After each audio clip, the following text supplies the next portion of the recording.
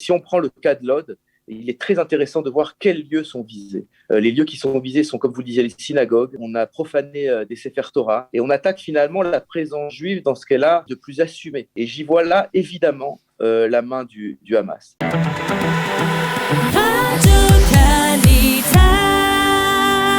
Stéphane Amar, bonjour Boker Tov. Bonjour Daniel. Alors, on s'est beaucoup parlé ces derniers temps, on a parlé de ce changement d'approche dans le secteur arabe israélien, de Mansour Abbas, de sa volonté de s'intégrer dans la réalité israélienne, dans la vie politique israélienne, de la volonté du secteur arabe d'être plus actif, plus présent dans la vie de la cité. Et puis voilà, depuis 48 heures, eh bien, on assiste à ce que le maire de Lod a appelé la nuit de cristal. Il a parlé de pogrom, l'incendie de synagogue, l'incendie de Baté Midrash, d'école, comme nous l'a dit à l'instant Yerachmiel Bochko, qui est habitant de Lod, qui nous a livré un témoignage tout à fait effrayant de ce qui se passe sur place. Expliquez-nous comment cela est-il possible ? Qu'est-ce qui se passe ? Alors d'abord, je voudrais dire avec beaucoup de modestie que je suis complètement pris au dépourvu. Je suis absolument surpris de ce qui se passe. Je ne l'avais pas du tout anticipé. Comme vous le disiez, au contraire, je constate au quotidien que la coexistence progresse. Il y a eu ces derniers temps des pas très significatifs. Les relations entre le maire de Nazareth et Benyamin Netanyahou, le rapprochement absolument sidérant entre Mansour Abbas et Naftali Bennett. Donc tout cela me semblait aller dans le sens d'une amélioration des rapports entre les Juifs et les Arabes en Israël, mais je constate, et comme chacun d'entre nous aussi au quotidien, ces relations très positives dans les hôpitaux, dans les universités, dans les commerces, etc. etc. Donc je suis absolument surpris.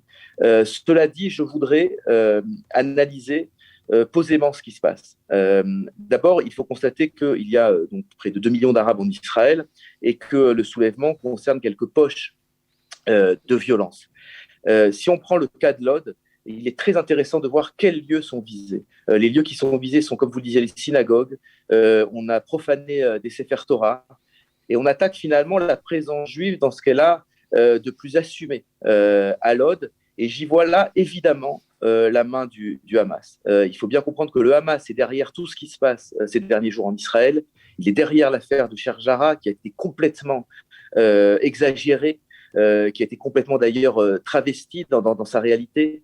Il est derrière l'affaire de l'esplanade des mosquées et il est derrière évidemment les tirs de roquettes, mais aussi ce soulèvement des Arabes israéliens. Je ne dis pas qu'il n'y a pas de frustration, je ne dis pas qu'il n'y a pas de colère au quotidien, on le voit bien, mais comme le disait votre invité, la plupart des Arabes en Israël sont bien décidés à vivre en coexistence paisiblement à côté des Juifs. Et je pense, même si c'est assez audacieux de le dire, que c'est justement ce rapprochement entre Abbas et Bennett, ces déclarations du maire de Nazareth, je dirais cette atmosphère générale de rapprochement qui a suscité quelque part la colère du Hamas et qui fait que le Hamas veut détruire tout ça par cette vague de violence. Et j'espère bien, au moment où je vous parle, que cela sera surmonté et qu'on pourra continuer à aller de l'avant dans cette coexistence judéo-arabe en Israël. Mais attendez, je ne comprends pas très bien, parce que Mansour Abbas, disons que lui exprime sa volonté de coexister, de cohabiter avec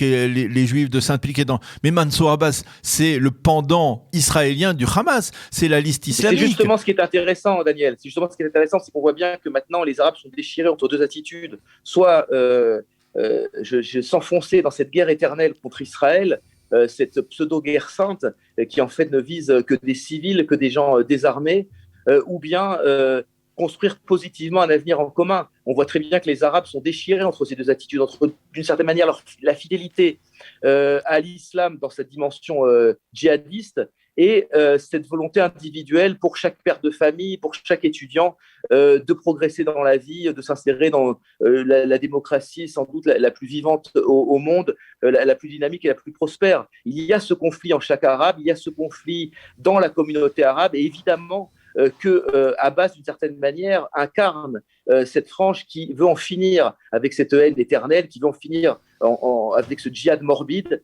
Et il y a des résistances au sein de cette communauté, il y a des résistances parmi les responsables de cette communauté. Et on voit bien que le problème est global, qui ne s'arrête pas à cette soi-disant ligne verte ou même aux frontières de Gaza. C'est un problème réellement de relation entre la civilisation hébraïque et la civilisation islamique.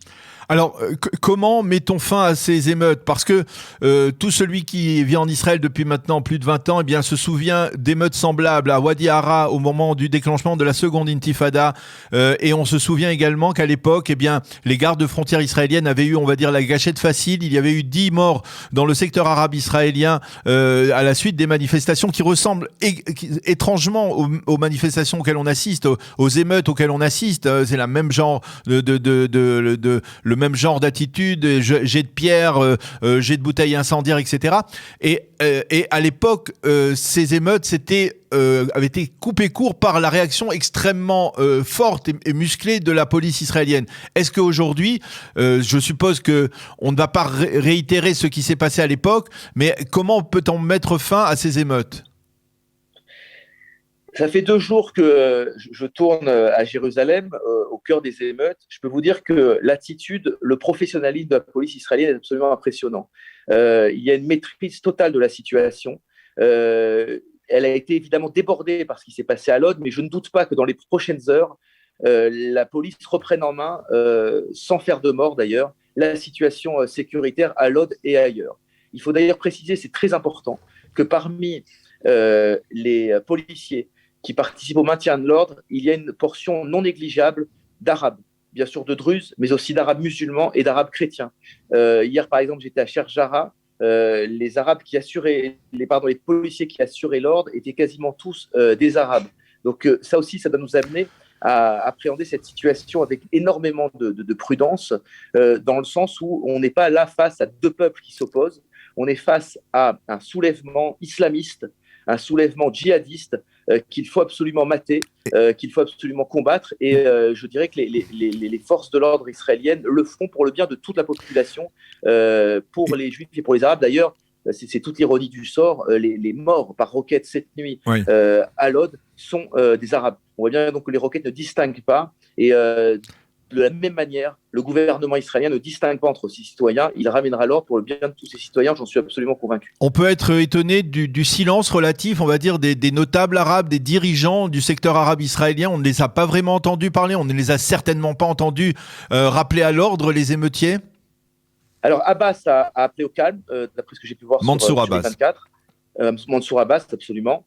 Mais effectivement, vous posez une question très importante, et d'ailleurs c'est le sens de l'intervention du président Rivlin, qui a interpellé les responsables arabes israéliens et qui leur a demandé de prendre clairement position. Je pense que c'est un test extrêmement important pour eux. Il faut qu'ils choisissent leur camp d'une certaine manière et qu'ils expriment très clairement la volonté des Arabes de s'intégrer. Sinon, effectivement, ça contribuera encore à déséquilibrer la situation. Eh bien, Stéphane Amar, merci beaucoup d'avoir accepté de répondre ce matin à nos questions. Je suis certain que vous êtes très sollicité actuellement en cette période extrêmement difficile. Merci d'avoir pris le temps de nous parler ce matin. Bonne journée et Chodesh Tov, on le souhaite aussi malgré tout. On se le souhaite. Merci, à nous tous. Merci.